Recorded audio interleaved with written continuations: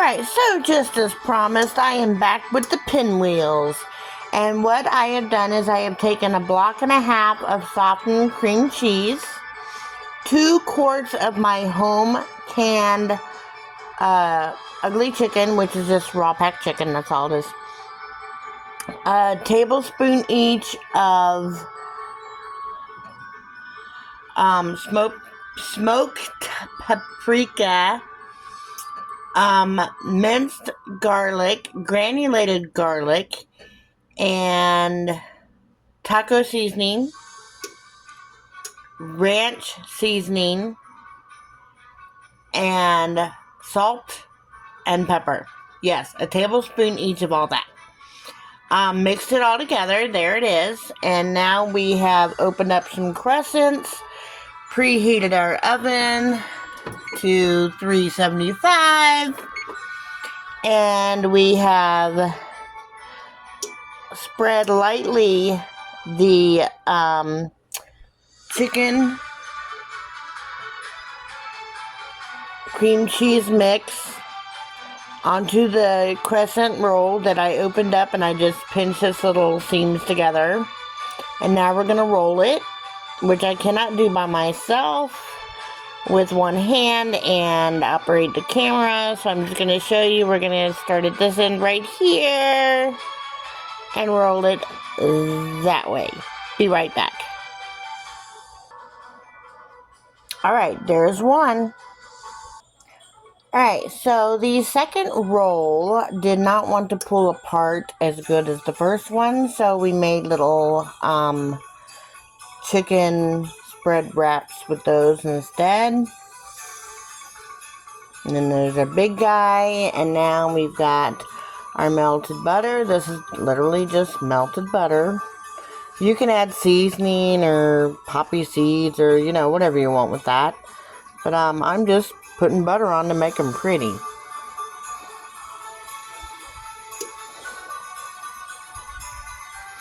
And that'll make them nice and shiny when they come out.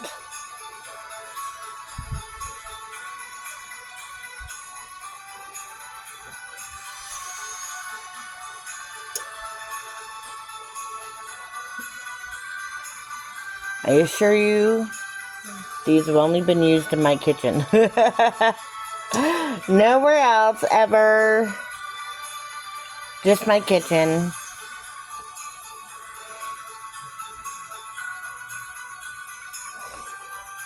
Alright, now we're going to bake them for 15 minutes.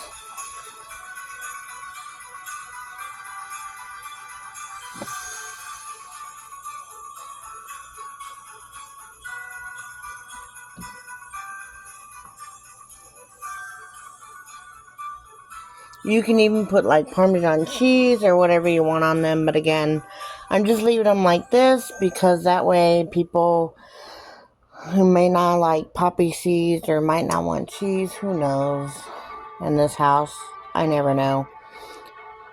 They can just have them just like this. And when this one comes out, we're going to let him sit a little bit and then we're going to cut him. Oh, I forgot to tell you, there's a cup of shredded Fiesta cheese in there. So I'll have the directions down below. Alright, thank you. I'll be right back after I get these out of the oven. Look at this. No. He smells the chicken and he was just about to pounce up here on my counter. And I caught him. Hey! Fuzzball! No, sir! Alright, we'll be back in 15 minutes when this is done cooking. You can't really tell how beautiful they are. But they are absolutely gorgeous. And I'm going to let this one sit there for a good 10-15 minutes before I even try to cut him. But I want to get these off of here so that their little bottoms don't get soggy. We don't want soggy bottom chicken biscuits. Beautiful! What I've done is I've taken the big one, was not quite done yet. So I put a little bit of cheese in it and put it back in the oven. And so it'll be out soon. Probably at the same time as the others or a little earlier. But these are what these look like. Little crescent roll-ups.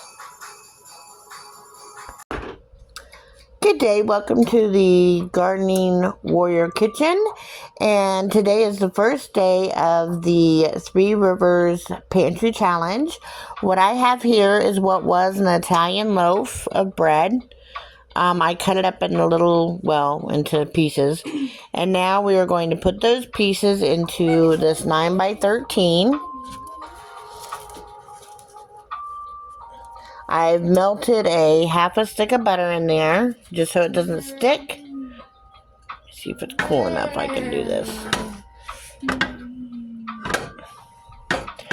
You could also spray your pan. I just wanted to put the butter in there to make it nice and tasty. And then we're just gonna put our bread in there. And this is gonna be a French toast casserole. You want to make sure that use the entire loaf, but you're going to want to make sure it's broken up enough to where the custard can get in there. And then we're going to do something a little special to it.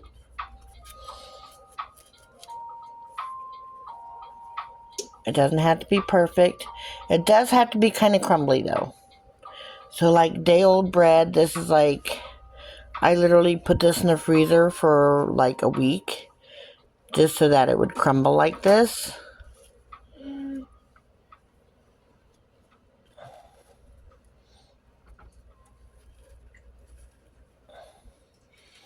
And I've scrambled up 8 large eggs, with a cup of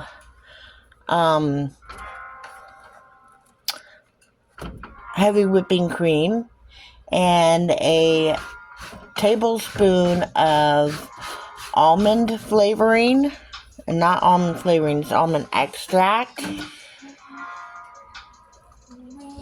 And I scrambled the eggs first, and then I put the creamer in and the almond paste. Well, the almond extract. So next we're going to put that over top of this.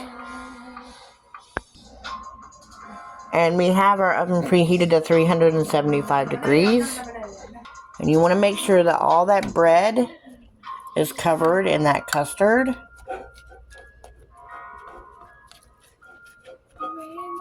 So we're just going to squish it down a little in there. If you need to put a little more eggs and milk in there, then you can do that. It looks like, usually I use a whole 12, but sometimes that ends up a little soupy, so I didn't do that this time, and it looks like I should have. So I'm going to mix this around until I get all that, and I may have to make more custard. I'll let you know in just a minute. Alright, so I don't know if you can tell, but all of that is moistened. And now we're going to put the topping on, which is 1 softened brick of cream cheese and 1 12-ounce jar of your choice of jelly. Ours today was apricot preserves. Mixed together, nothing else. That's it. Just 1 12-ounce jar of jelly or preserves of your choosing and 1 softened brick of cream cheese. And now we're going to dollop that onto our French toast. I forgot to tell you what we're making. It's cream cheese covered French toast casserole. And it's literally like a very sweet, beautiful kind of cake. It's like bread pudding with cream cheese and berries, or in our case, apricots on top. And trust me, the tartness, slight tartness of the apricots with the custard, which I forgot to tell you is, you need a total of 12 eggs and 1 cup of either half and half or the whipping cream and a third of a cup of brown sugar, and a tablespoon of either vanilla or almond extract. We used almond because I didn't wish to open up or dig out one of my homemade vanilla extracts. So now we've got our oven preheated to 375 degrees, and I will put all the directions down beneath. I also need to tell you that I said it's the first day of Pantry Challenge. It's our first day of Pantry Challenge because we started on Sunday, which is January 5th.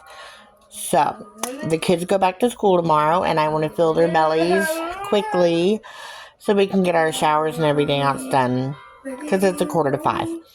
So, we'll be eating right on time, right about 5:30, 5:45. This will go into the 375 degree preheated oven, covered for the first 20 minutes, because you don't want your cream cheese to burn. But you want your custard that's in that bread to get nice and cooked. And it isn't a large amount of custard in my case. It's just barely moistened.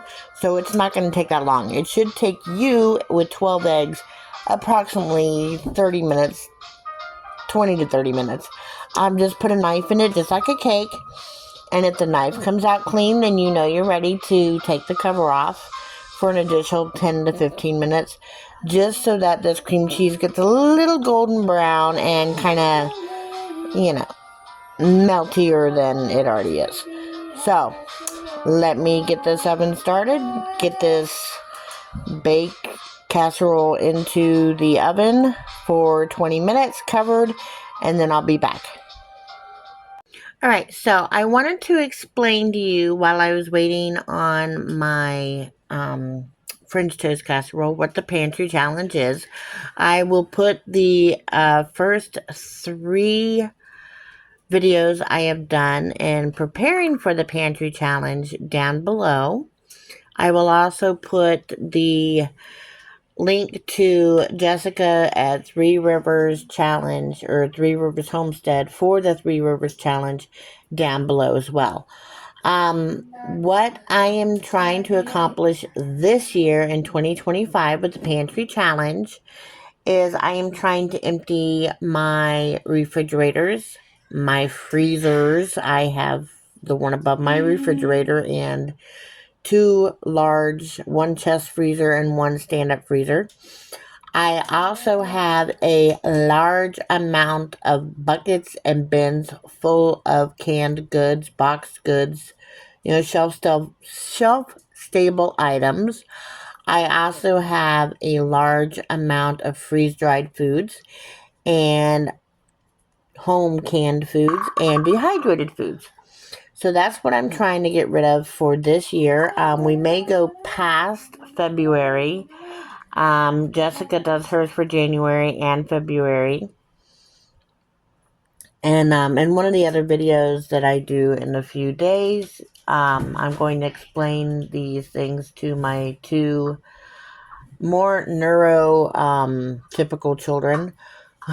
I don't have any neurotypical children. All my children are neurodivergent. If you don't know what that means, look it up. And 2 of them have autism, and the other has other issues, ADHD and such things. So it makes it quite interesting at food time. I try to give them options so that they can cook for themselves or learn how to prepare food for themselves.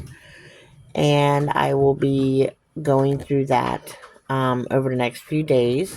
I will also be explaining the pantry challenge to them again. We've done that off camera a few times, but sometimes, you just have to have a daily reminder. So that is what we're going to do, and I'm going to be back in just a minute when my French toast, smothered French toast cheese, it's supposed to be a cheesecake smothered French toast bake. But I did not do some of the, I didn't add, the original recipe has 1/3 of a cup of powdered sugar in the topping, and I did not do that because we're trying to get off of sugar in this house, or at least, off the excessive amounts of sugar in the house. So I did not add that. But I will put the recipe down below. All right, I will be back in just a minute to show you our lovely French toast casserole bake thing. All right, bye. All right, so what it ended up being was $4.25 for a total of 15 minutes. It's absolutely magnificent. It's nice and moist on the inside, and then it's got that sweet and slightly tangy topping. Oh my goodness, it's so good. All right, so we'll see you in the next dinner tomorrow, Monday. Bye. Good day, everybody. This is Gardening Warrior. We are at the Q kitchen table where we are making ourselves some French toast for the freezer. And the main reason for this is I have this sweet and creamy creamer, which I don't like. It's too sweet. So I have broken 10 eggs, and I have put 1.5 cups of the creamer. Nothing else, because it's sweet and creamy, unless you want, like cinnamon or something to offset that. But I just don't know that would taste good, so we're not doing that. So we're just going to make this simple custard.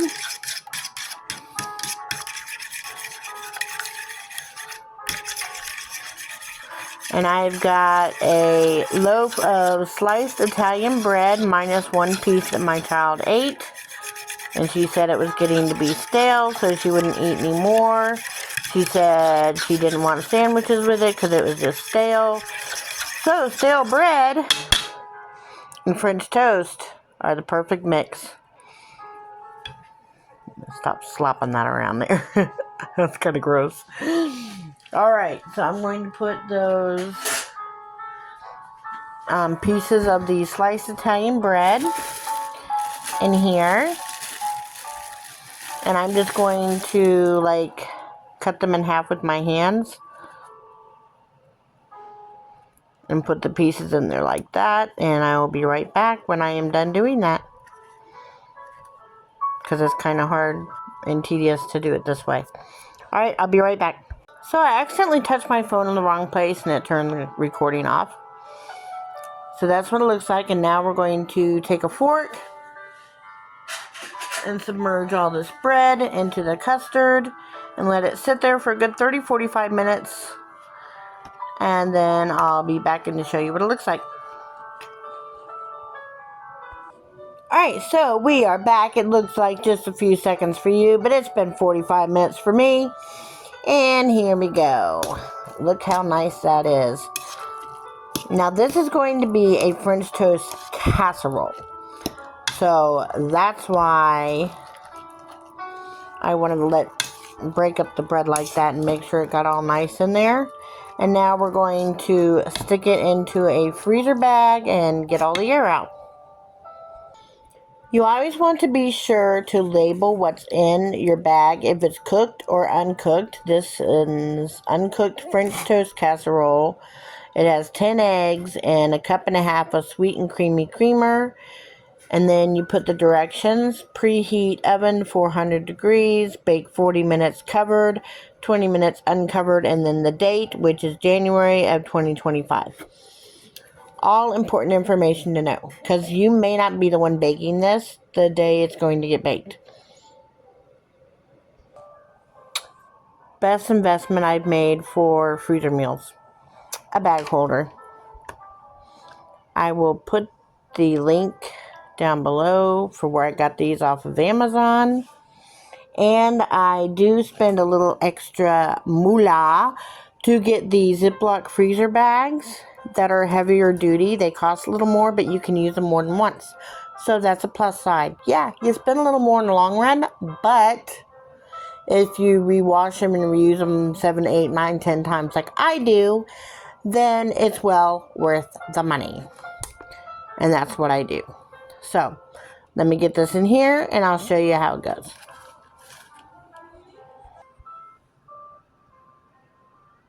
I don't know if you can see that. It's called Fold and Fill by Ziploc. And it is a little extra money, but it makes freezer meals so much easier. And again, like I said, there are some strong bags and you can use them over and over again. Now what you're supposed to be able to do is fold right along this little line here into these little bag holders, or fold this into like a container of any sort, and that'll hold the bag up without the little bag holders. But I need this entire bag, so I'm not going to fold it. But it also has this little bottom where it'll actually stand up and stay up that way. Alright, so you see how nice and flat it is? You want to get all the air out, or as much as possible. Air is the enemy. It causes freezer burn. You also never want to put anything super hot or anything that's above room temperature in a baggie, because that'll cause condensation. I always try to put it in my cooler, or my refrigerator, excuse me, to let it cool down and then put it in a baggie, because condensation will cause freezer burn. So it's nice and flat. Most of the air is out.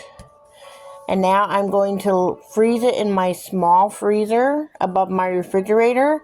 That way it'll freeze like this, and I can put it into my freezer in an upright position.